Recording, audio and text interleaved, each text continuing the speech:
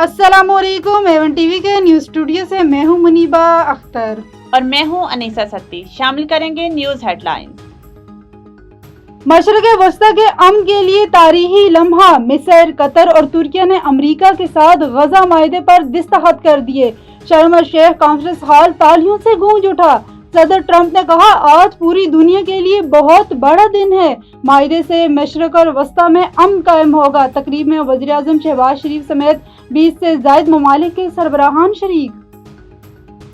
सदर Donald Trump ने field marshal Asim Munir को भी याद किया। बोले, अपने पसंदीदा फील्ड मार्शल पाकिस्तान का जिक्र करना चाहूँगा।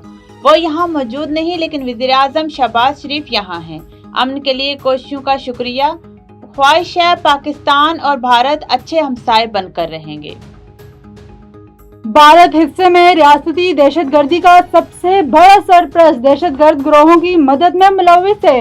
भारत की गैर जिम्मेदाराना रवैया इलाकाई अमन इस्तेहकाम के लिए शदीद खतरा है। अक़वाम मुत्तहिदा की जनरल असम्बली कमेटी में पाकिस्तानी नुमाइंदे आसिफ खान का करारा जवाब। और वफाकी वज़ीर खजाना मोहम्मद औरंगज़ेब की वाशिंगटन में अमरीकी महकमा खजाना के आला हुकाम से मुलाकात। टैरिफ माहदे पर कामयाब मुज़ाकरात पर तबादला ख्याल। अमरीकी कंपनियों को मुख्तलिफ शोबों में सरमायाकारी की दावत।